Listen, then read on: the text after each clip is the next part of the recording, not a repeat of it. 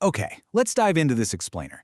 Today, we're zeroing in on a truly remarkable historical figure. We're talking about a 7th century woman who didn't just, quietly exist in her society. No, she completely defied the conventions of her era and literally shaped the course of intellectual history. We're exploring the life and the enduring legacy of al-Darda al-Sughra. It's really easy to look back at history through the lens of our modern biases, right? Especially when we're talking about gender roles. So I want you to honestly ask yourself, what did female leadership actually look like in the 7th century Islamic world? Seriously, picture a woman who didn't just sit quietly in the background, but actively taught the leading male scholars of her time, debated top jurists, and get this, personally tutored the ruling caliphs of an empire that stretched all the way from Spain to India, because that is exactly who al-Darda was. She once famously said something that just completely blew me away. She said, "I've tried to worship Allah in every way, but I've never found a better one than sitting debating other scholars." I mean, what a powerful motif, right? It perfectly captures her personal philosophy of worship as knowledge. For her, intellectual engagement wasn't some separate secular thing. It was the absolute pinnacle of her spirituality. And this idea, it's really going to serve as the narrative anchor for our whole exploration of her extraordinary life today. Now, to really grasp the magnitude of her impact, we need to understand exactly when she lived. She belonged to this incredibly important generation known as the Tabi'in, or the successors. Basically, this is the generation of Muslims that immediately followed the Prophet Muhammad's own companions. Because of her close proximity to the very dawn of Islam, her role was absolutely critical. She was right there, on the front lines, preserving and transmitting early Islamic knowledge, law, and traditions. Section 1. From orphan to scholar. Her remarkable journey actually began from some incredibly humble roots. She wasn't born into prestige or anything like that. She was born Hujaima bint Huyay. Orphaned at a really young age, she was taken in by a prominent companion of the Prophet, Abu al-Darda. But here's the thing, she wasn't kept hidden away at home. Picture this, a young girl in a hooded cloak, what they called a burnous, praying right there in the men's rows in the mosque in Medina. Even before coming of age, she was actively participating in these male-dominated study circles and reciting the Quran with leading scholars. If we look at the timeline of her life, you can track this just incredible trajectory. Starting from her youth as an orphaned student in Medina, she eventually grew up and married her guardian, becoming Abu al-Darda's second wife. That's actually where the title al-Sughra comes from. It just means the younger. After that, she migrated to Syria, totally coming into her own as a highly esteemed jurist and teacher in the massive cities of Damascus and Jerusalem, right up until her final years, when she completed her Hajj pilgrimage around the year 81 AH and passed away shortly after. Section 2. The Caliph's Classroom. Now, what's really interesting about this slide is how she launched a completely unprecedented and incredibly influential teaching career. She completely transformed the educational landscape of her time. We're looking at a pretty fascinating contrast here. On one hand, you have the expected 7th century societal norms, which meant strict gender boundaries and, pretty limited public platforms for women. But on the other hand, you have al-Darda's reality. She was actively lecturing hundreds of unrelated men directly in the male section of the Grand Umayyad Mosque in Damascus. She basically bypassed all the conventional restrictions of her era, commanding this massive public space based entirely on the sheer, undeniable weight of her intellect. And her dedication? It was absolutely staggering, and it's perfectly defined by the number 6. Every single year, like clockwork, she spent 6 months teaching in Damascus, and then she'd spend the other 6 months traveling to teach in Jerusalem. It was a grueling schedule, but students literally flocked from all over the Islamic world just to sit in her study circles. Her intellect commanded so much respect that she was teaching the absolute elite of society. I mean, we're talking foundational scholars like Abu Kalaba and Makhul.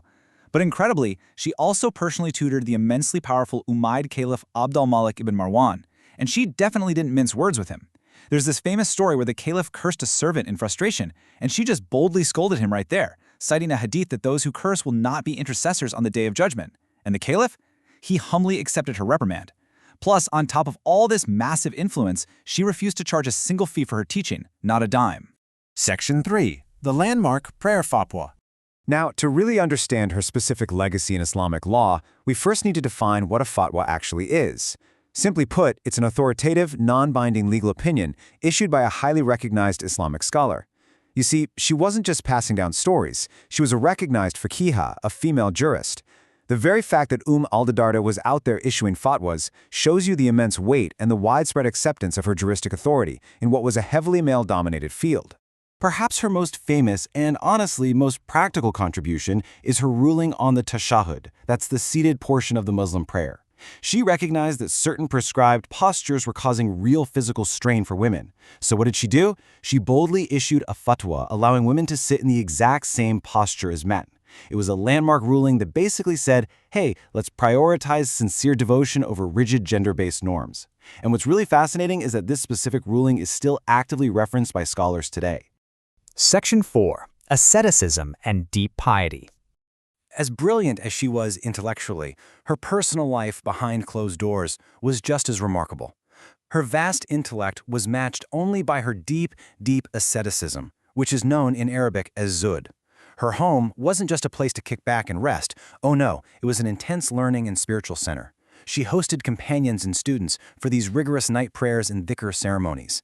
She just perfectly integrated her heavy academic pursuits with their spiritual exercises, creating this totally holistic environment of worship. And this brilliantly illustrates the extreme physical and material sacrifices she made for her faith. Just look at these vivid anecdotes from the historical sources. For instance, she joyfully accepted a single low-value copper coin, a false, as charity to buy meat, which just shows her complete detachment from wealth. Her night prayers were so intensely long that her female students literally had to hang ropes from the ceiling to lean on just to stay standing up. And when reciting the Quran, she would get hiccups from her intense fear and reverence of God. And get this, after her husband passed, the incredibly powerful Caliph Muawiyah actually proposed marriage to her. She flat out rejected a life of absolute royalty, choosing instead to live in perpetual fasting, hoping she'd reunite with her husband in the afterlife. So this presents a massive, truly fascinating contrast. On one side, she was this towering intellectual giant whose knowledge was considered superior to prominent male scholars of the time, like al-Hasan al-Basri. Yet, on the flip side, she was a total material ascetic. She could have easily lived in palaces, but instead she lived in complete poverty and was often found just sitting humbly among the destitute poor in Jerusalem. Section 5. An enduring modern blueprint. So, the crucial point is figuring out what her legacy means for us today. Let's look at how her legacy really endured over the centuries. Her historical reliability is permanently cemented by these glowing endorsements from her contemporaries. Take the prominent judge Ayas ibn Muawiyah, for example. He stated flatly, "I have not encountered any woman more proficient in fiqh than her." Titans of Islamic scholarship, including the famous Imam al-Bukhari, heavily relied on her narrations. This ensured that her voice was permanently codified right into the foundational text of the faith itself. Which brings us to our final thought.